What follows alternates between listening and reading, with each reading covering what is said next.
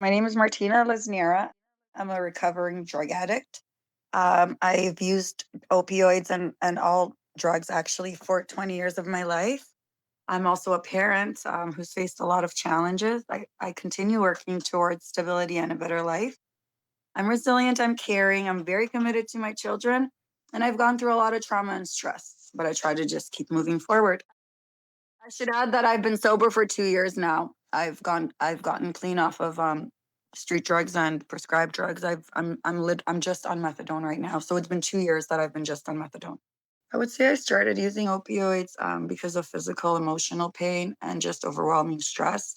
I've always used opioids like Percocets and Oxycontin and pills.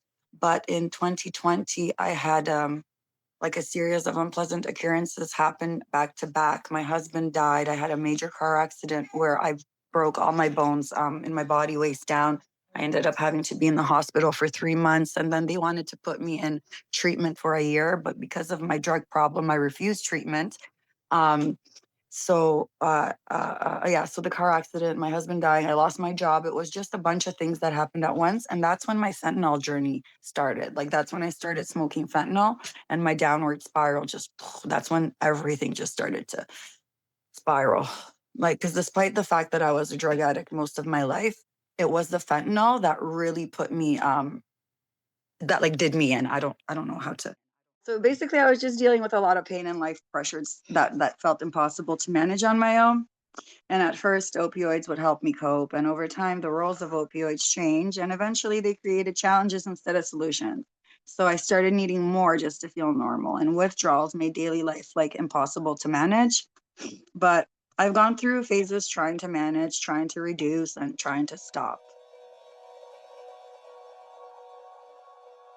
Yeah, I don't, to be honest with you, I wake up every day and I just say a prayer thanking God that I was able to come out to the other side because people that knew me were like, oh no, she's done. Like that's it. Like I'm talking like, walking around in circles and ripped clothes, like not knowing where I am, like hair just in a total like bird's nest. It was terrible. It was a really terrible time in my life. I worried constantly at prenatal appointments about being judged or not listened to. Like opioids affected nearly every part of my life during pregnancy. Really, like I felt guilt, I felt fear, I felt pressure while trying to protect my baby's health. Just parenting became harder emotionally because of stigma. So, like, even small tasks like attending checkups with my child felt stressful because I feared being questioned. And despite this, I just stayed focused on doing the best I could for my babies. I felt judged by healthcare providers. I felt judged by social services, sometimes even people that were really close to me. Like, I'll give you an example. A provider once spoke to me in like a harsh tone as if I didn't care about my baby, even though I was doing everything I could at that time. So people just assume the worst without understanding my situation, I feel like. But how it affected me, it just made me feel ashamed, discouraged. I felt like I left appointments feeling like I was already seen as a bad parent before anyone knew my story. Like I just felt like walking in there, everybody just, had this impression. And sometimes it made me withdraw, and other times it motivated me to advocate for myself. It just depends what mood I was in, really. So I would say supportive healthcare providers who treated me with respect. Nurses talked to me calmly and kindly, which made me feel safe. It made me feel safe enough to be honest. I have family or friends that listen to me without judging. There's programs, there's counselors who understand addiction. Like there's counselors that help me make plans instead of shaming me.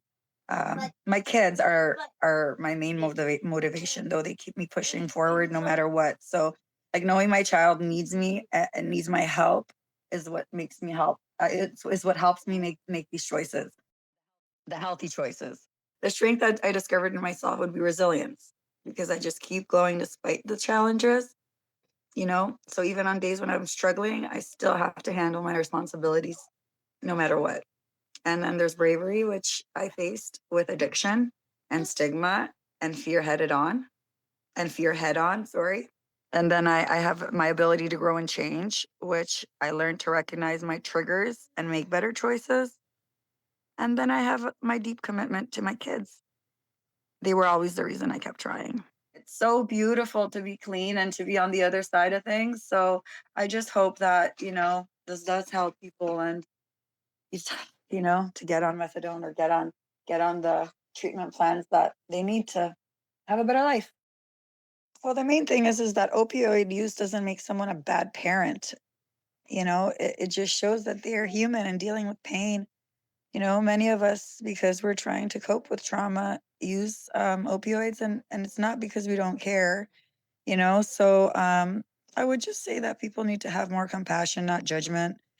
Support leads to better outcomes than criticism. So when I was treated kindly, I was much more willing to seek help and stay consistent with care. Be honest with your healthcare providers, let them know what you're doing, if, like, so they can support you instead of guessing. Seek out non-judgmental care. If one provider makes you feel uncomfortable, it's okay to go to someone else who listens and treats you respectfully. I say don't isolate yourself, reach out for support. Even one supportive friend, one family member, or a program can make a huge difference. Take things one day at a time. Like focus on one small thing, one manageable step each day instead of everything at once. And just be kind to yourself. Like pregnancy is already so hard, and adding stress or stigma makes it even heavier. So self compassion helps more than guilt. And I guess asking questions and advocating for yourself. If something doesn't feel right, speak up. You know your body, you know your baby, like you know what's going on the best. And staying connected to your motivation. Remind yourself that every positive choice you make is for you and your baby's future. You know, know that you deserve safe, respectful care. No matter your history or circumstance, you should be treated with dignity.